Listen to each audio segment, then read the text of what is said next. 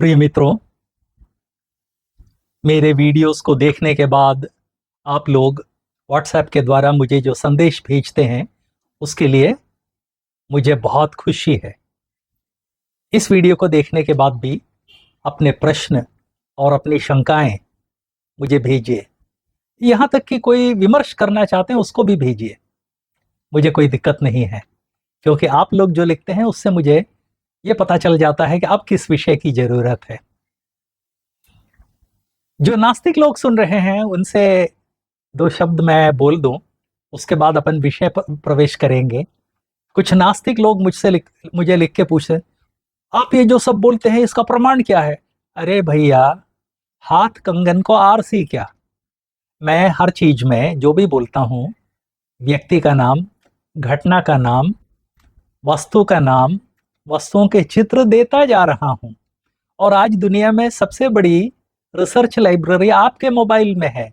किसी भी search engine में चले जाइए और जांच लीजिए कि मैं जो कह रहा हूं वो सही है या गलत है।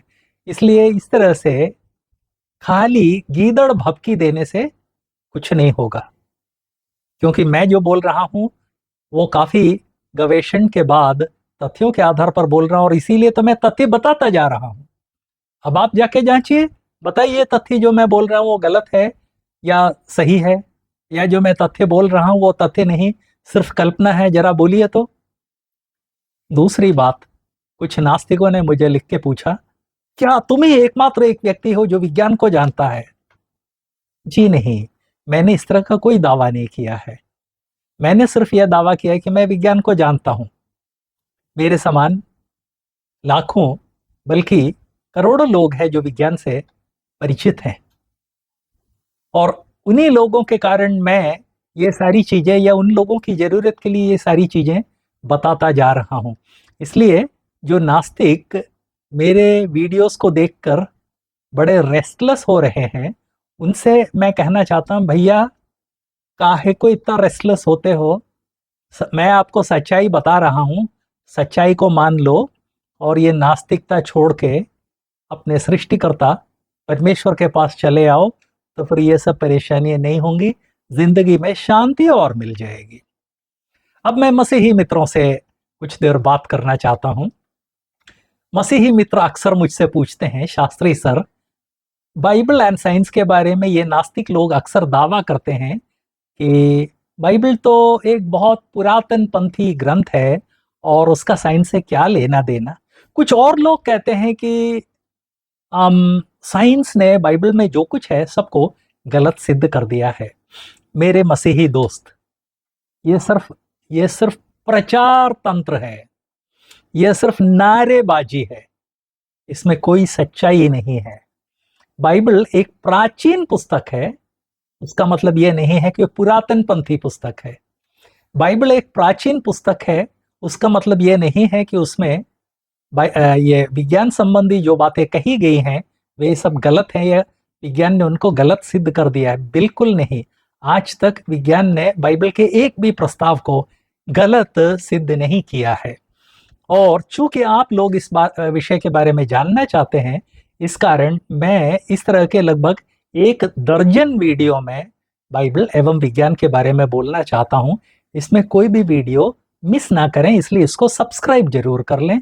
सब्सक्राइब करने के और मुझसे संपर्क करने के डिटेल्स मैं इस वीडियो के आखिर में आपको बता दूंगा। अपना मोबाइल नंबर भी दूंगा जिस पर आप मुझसे संपर्क कर सकते हैं। तो आइए बाइबल एंड साइंस के बारे में सोचते हैं। पहली बात, हर मसीही को यह बात समझ लेनी चाहिए कि आज हम विज्ञान और तकनीकी, टेक्नोलॉजी, इनकी उपेक्षा नहीं कर सकते हैं। हम जो बॉल पेन यूज करते हैं, जो इतना सस्ता हो गया है कि यूज करके फेंक देते हैं, घड़ी जो पहनते हैं, मोबाइल जिस पर हम फोन कॉल करते हैं, ये सिंथेटिक कपड़े जो अपन पहनते हैं, ये रिकॉर्डिंग सिस्टम जिसका मैं उपयोग कर रहा हूं और जो यूट्यूब के द्वारा ब्रॉडकास्ट होता है, यूट्यूब की टेक्नोलॉजी, या यदि आप कंप्यूटर पर देख रहे हैं तो कंप्यूटर की टेक्नोलॉजी, कंप्यूटर स्क्रीन की टेक्नोलॉजी, ये सब साइंस और टेक्नोलॉजी ही तो है। इसलिए इस बात को याद रखें कि कोई मसीही साइंस की उपेक्षा करने की कोशिश ना करे। यदि कोई नास्तिक आके कहता है साइंस ऐसा कहता है, तो उसका जवाब कई लोग ये देते हैं, हम साइंस में विश्वास नहीं करते। मूर्ख ही हैं जो साइंस में विश्वास नहीं करते। साइंस और टेक्नोलॉजी आपके चारों तरफ है और आप जो है वो आंख बंद किए जा रहे हैं, दिन के अंधे हैं। ये गलत नजरिया है। सही नजरिया यह होना चाहिए कि हाँ, साइंस एंड टेक्नोलॉजी हमारे जीवन में है और बाइबल में जो कुछ कहा गया आज तक विज्ञान के किसी भी तथ्य ने बाइबल के विरुद्ध कुछ नहीं बोला है। याद रखें, तथ्य ने, सिद्धांत ने नहीं। सिद्धांत जो है उसमें कोई स्थिरता नहीं होती है, तथ्य स्थिर होता है। अब आइए इस बात को पहचाने कि आज दुनिया में जो विज्ञान है इसका आरंभ परमेश्वर से हुआ था। इसको हम उत्पत्ति 1:28 में देखते हैं।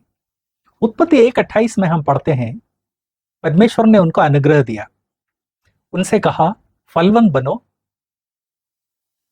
भूमि में भर जाओ और भूमि को अपने नियंत्रण में ले लो। भूमि को अपने नियंत्रण में लेना है तो पहले हर चीज का अध्ययन करना होगा। यदि बांध बनाना है तो पहले इसका अध्ययन करना पड़ेगा कि नदी का बहाव कैसे है, कहाँ है, और बांध बनाकर उसका उपयोग किस जगह कैसे किया जा सकता है और मजबूत बांध कैसे बनाया जा सकता है। कपड़ा बनाना हो तो कपड़ा सुंदर, सस्ता और टिकाऊ किस तरह से बनाया जाना है।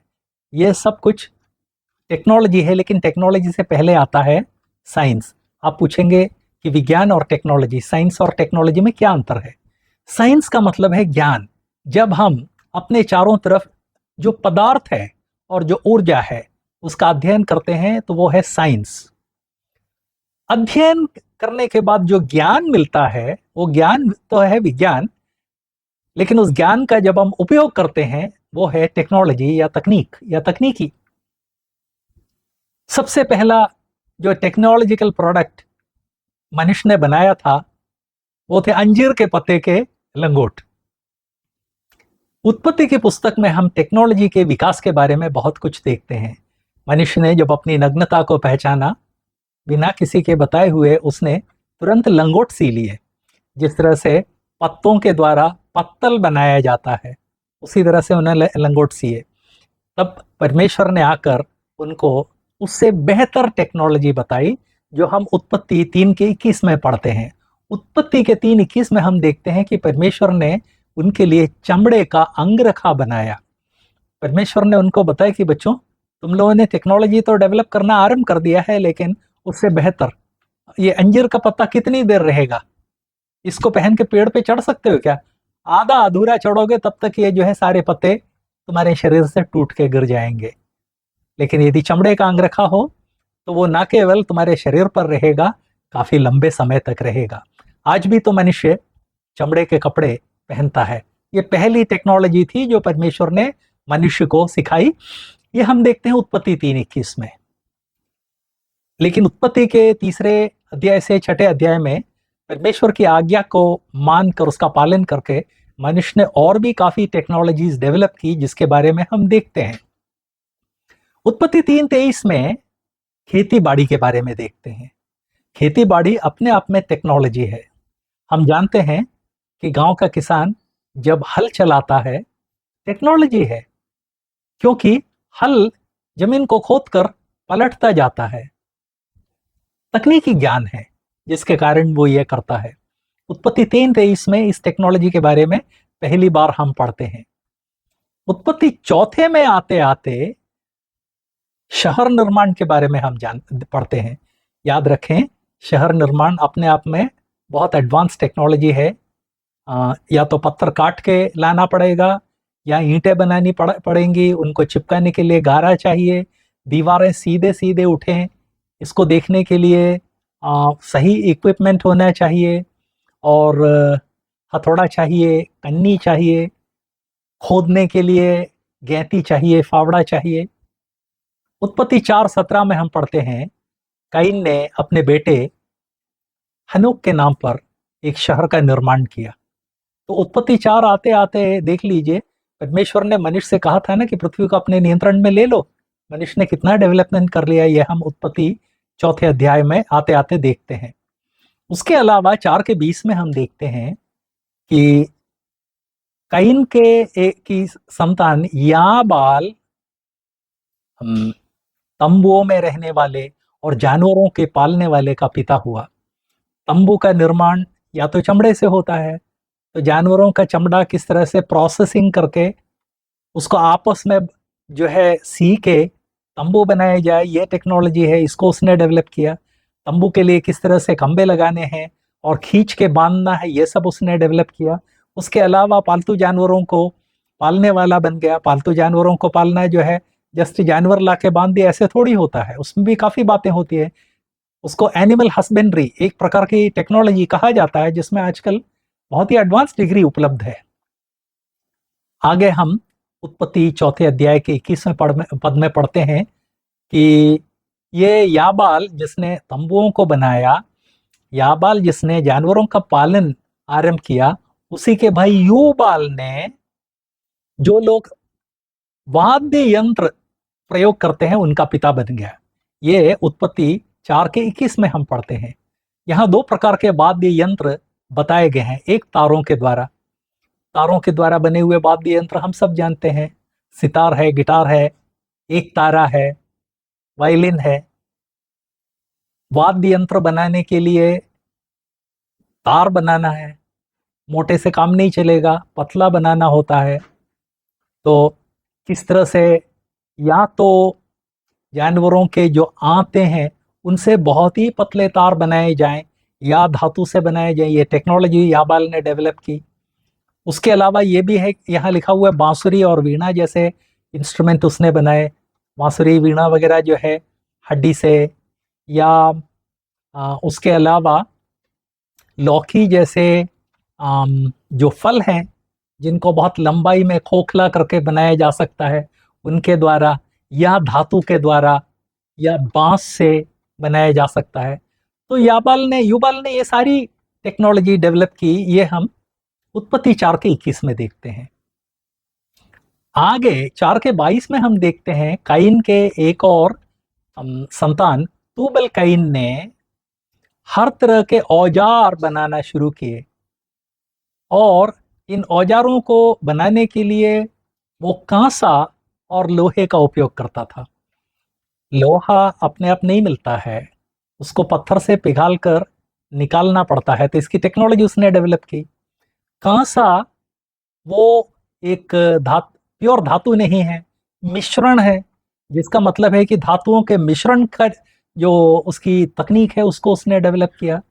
तो इस तरह से तुबल-काइन ने तमाम तरह के औजार, वो भी कांसे से और लोहे से बनाना, उसकी टेक्नोलॉजी डेवलप की। उत्पत्ति 6 में आते हैं तो परमेश्वर ने नूह को आदेश दिया था कि एक बहुत बड़ा जहाज बनाए। वो जहाज इतना बड़ा था कि मनुष्य ने उसके लगभग 3,500 साल के बाद उतना बड़ा जहाज पहली बार बनाया। 1850 के आसपास इतना बड़ा जहाज वो लोग बना पाए। जहाज बनाने के लिए अति विशालकाय पेड़ काटने के लिए आरी, उसके बाद उसको बड़े बड़े बीम में कन्वर्ट करना, इन बीम्स को एक दूसरे के में फंसाकर जहाज का जो स्ट्रक्चर है, ढांचा बनाना, उसके बाद जहाज के अंदर तमाम तरह के कमरे बनाना, हवा आने जाने की व्यवस्था करना, मल निकासी की व्यवस्था करना, उसके बाद जहाज का जो बाहर का जो सतह है, बाहरी सतह को मजबूत से मजबूत लकड़ी के पल्लों से बनाना, उसके बाद जहाज के अंदर पानी ना रिसे, इसके लिए जहाज में जहाँ जहाँ लकड़ी के पल्ले एक दूसरे से जुड़े हुए हैं, उसमें एक काले प्रकार का डंबर जैसे पदार्थ की कोटिंग करना, ये सब टेक्नोलॉजी ही टेक्नोलॉजी है। आप एकदम से हो सकता है मुझे रोक के पूछेंगे, भैया नूह का जहाज, इतना बड़ा जहाज उन्होंने बनाया था क्या? क्यों नहीं बनाया था? अरारात पर्वत पर वो अभी भी है। 1850 तक लोग अरारात पर्वत पर चढ़ के वहां से वो जो राल है उसको निकाल निकाल के लाते थे और ताबीज और गंडे बनाते थे और बच्चों के गले में पहना देते थे, जिससे कि प्रेत बाधा, वो ये जो लोग ताबीज यूज करते हैं वो लोग उसको 50 कामों के लिए बनाते थे। और पिछले 3000 साल में प्रत्यक्षदर्शियों के सैकड़ों उनकी गवाही है। 1850 के आसपास बर्फ का गिरना आरंभ हुआ, जिसके कारण आज नूह के जहाज के ऊपर लगभग 400 फुट ठोस बर्फ है, हिम नहीं, बर्फ। हम जानते हैं कि एक 40 फुट गहरा कुआं खोदने में लोगों को दांतों तले पसीना आ जाता है, और कितने लोग लगते हैं? तो 30,000 फुट की ऊंचाई पर 400 फुट गहरा कुआं खोदकर नूह के जहाज तक पहुंचना अब व्यावहारिक नहीं है। इसलिए 21वीं शताब्दी में कोई जाने की कोशिश नहीं कर रहा है, लेकिन इसके बावजूद अनुसंधान जारी है, क्योंकि ऐसा अनुमान है कि उसके जो लकड़ी है टूट फूट के इधर उधर टुकड़े पड़े होंगे, और कई लोगों ने इस तरह के टुकड़े ढूंढ निकाले हैं। तो इस कारण वो जो नूह का जहाज है वो एक कपोल कल्पना नहीं है। उस विषय पर मैं काफ़ी डिटेल में एक वीडियो रिलीज करने जा रहा हूं, जब वो रिलीज कर लूंगा तब उसको देख लें। तो मित्रों, यदि कोई नास्तिक आके कहता है कि बाइबल तो एक पुरातन पंथी ग्रंथ है, गलत है। पुरातन ग्रंथ है, पुरातन पंथी ग्रंथ नहीं है। यदि कोई ये आके कहता है कि बाइबल में जो कुछ बताया गया सबको साइंस ने गलत सिद्ध किया है, ये बिल्कुल गलत कथन है, और आप उसको बाकायदा चैलेंज कीजिए कि भैया विज्ञान का एक भी तथ्य, सिद्धांत नहीं, कल्पनाएं नहीं, विज्ञान का एक तथ्य बताओ जिसने बाइबल को गलत सिद्ध किया है। वो शायद कहेगा कोई मुर्दा जी नहीं उठ सकता। पूछिए विज्ञान का कौन सा प्रयोग है जिसने ये सिद्ध किया है कि मुर्दा जी नहीं सकता है। फालतू बातें करते हैं लोग, उनको इस बात का अनुमान नहीं है कि साइंस क्या भला है। तो इसलिए इस बात को याद रखें कि विज्ञान के किसी भी तथ्य ने बाइबल को आज तक चैलेंज नहीं किया है, और बाइबल के किसी भी कथन ने विज्ञान को चैलेंज नहीं किया है। दूसरी बात जो हमको समझ लेनी चाहिए वो ये है, साइंस का मतलब है ज्ञान, टेक्नोलॉजी या तकनीकी का मतलब है उस ज्ञान का उपयोग। ये परमेश्वर के वचन में उत्पत्ति 1:28 में परमेश्वर ने जो आज्ञा दी थी कि पृथ्वी को अपने नियंत्रण में ले लो, उस आज्ञा के कारण मनुष्य ने डेवलप किया, और पहली टेक्नोलॉजी मनुष्य ने खुद, वो जो अंजीर के पत्ते के लंगोट बना लिए थे, वो पहली टेक्नोलॉजी थी। उस टेक्नोलॉजी को इंप्रूव करते हुए परमेश्वर ने चमड़े के कपड़े बनाकर मनुष्य को पहनाया और दिखाया। तो उत्पत्ति में हम क्या क्या टेक्नोलॉजी देखते हैं? एक दृढ़ वस्त्र, इसको हम देखते हैं उत्पत्ति 3 के 21 में। खेती बाड़ी उत्पत्ति 3 के 23 में। शहर का निर्माण उत्पत्ति 4 के 17 में। तंबू का निर्माण और जानवरों का पालन जो हम देखते हैं उत्पत्ति 4 के 20 में। म्यूजिकल इंस्ट्रूमेंट्स, इसको हम देखते हैं उत्पत्ति 4 के 21 में। धातुओं के द्वारा तमाम तरह की चीजें और औजार बनाना, यह हम देखते हैं उत्पत्ति 4:22 में। लकड़ी को, अति विशाल वृक्षों को काट कर अति विशाल जहाज का निर्माण, यह हम देखते हैं उत्पत्ति 6 में। प्रिय मित्रों, बाइबल एक पुरातन ग्रंथ है, लेकिन पुरातन पंथी ग्रंथ नहीं है। विज्ञान के किसी भी तथ्य ने आज तक बाइबल को चैलेंज नहीं किया है। विज्ञान के तमाम तरह के जो थ्योरियां हैं, जो सिद्धांत है, उन्होंने बाइबल को चैलेंज किया, लेकिन एक सिद्धांत जो है वो कितना स्थायी कहाँ होता है, वो चिरस्थायी थोड़ी होता है। सिर्फ तथ्य हैं जो चिरस्थायी होते हैं। तथ्यों ने कभी बाइबल को चैलेंज नहीं किया, और बाइबल ने कभी विज्ञान के तथ्यों को चैलेंज नहीं किया। इस बात को याद रखें। प्रभु ने मदद की तो इस विषय में लगभग 1 दर्जन वीडियो मैं रिलीज करने की इच्छा रखता हूँ बाइबल एंड साइंस के ऊपर। उसमें से किसी को मिस ना करें, और इसलिए इस सीरीज को, इस चैनल को जरूर सब्सक्राइब कर लें। मेरे इस वीडियो के नीचे सब्सक्राइब नाम का एक बटन है, उसे प्रेस कर दें। उसके अलावा एक बेल का बटन देखेंगे। सब्सक्राइब के बाद बेल के बटन को प्रेस करके उसमें ऑल को चूज कर लें। ये यूट्यूब वालों का नया प्रोटोकॉल है। जब आप ये इतना करते हैं तब सब्सक्राइब पूरा हो पाता है। जरूर कर लें, कोई भी वीडियो मिस ना करें। और नास्तिक जब आपसे वाद विवाद के लिए आता है तो उसकी छाती पे पैर रख के बातचीत करने के लिए जो पृष्ठभूमि होनी चाहिए, उस पृष्ठभूमि को ये वीडियो देखकर डेवलप कर लें। लेकिन हाँ, एक उपकार और जरूरी है। झूठ को सत्य बताकर प्रचार करने वाले नास्तिक लोग अपनी इस झूठ का जम के प्रचार करते हैं, वीडियोस जम के शेयर करते हैं, और हम जो सच्चाई का प्रचार करते हैं, हम कई बार ये भूल जाते हैं कि प्रचार तो हमको करना चाहिए, क्योंकि असली नींव पर तो हम खड़े हैं। इसलिए इस वीडियो को मैक्सिमम लोगों के साथ शेयर जरूर करें। अच्छा, मेरा संपर्क नंबर मैं दे देता हूं, नोट कर लें। व्हाट्सएप नंबर है 751 019 8690। नंबर एक बार और, 751 019 8690। एक अनुरोध है, इस नंबर पर बुलाने की कोशिश ना करें, क्योंकि ये सीधे मेरे कंप्यूटर पर आता है। दूसरी बात, व्हाट्सएप में टेक्स्ट के द्वारा या ऑडियो के द्वारा आप जो कुछ पूछना चाहते हैं, बताना चाहते हैं, शेयर करना चाहते हैं या विमर्श करना चाहते हैं, उसको भेजिए। और भेजने के लिए आपके पास 3 भाषाएं हैं, मलयालम है, हिंदी है, इंग्लिश है। मैं ये तीनों भाषाओं को धारा प्रवाह बोलता हूं, इसलिए इन तीनों भाषाओं में आपके प्रश्नों का स्वागत है। कुछ लोगों ने पूछा कि भैया साइंस में आपका बैकग्राउंड क्या है। अंत में बता दूं, मैंने क्वांटम न्यूक्लियर फिजिक्स में पीएचडी की है, बाइबल एंड साइंस विषय पर भी पीएचडी की है, और इसलिए मैं विज्ञान के ऊपर आधिकारिक रूप से बोल रहा हूं। लेकिन मेरा यह दावा नहीं है कि सिर्फ मैं ही विज्ञान जानता हूं। विज्ञान को करोड़ों लोग जानते हैं, लेकिन हाँ, मैं अपने विज्ञान को जानता हूं। इसलिए मैं ये जो बातें बोल रहा हूं, मैं अनुरोध करता हूं कि यदि नास्तिकों को इससे इतराज है तो वे बाकायदा बताएं कि कहां गलती हुई, चैलेंज करें। सभी मित्रों को मेरा नमस्कार।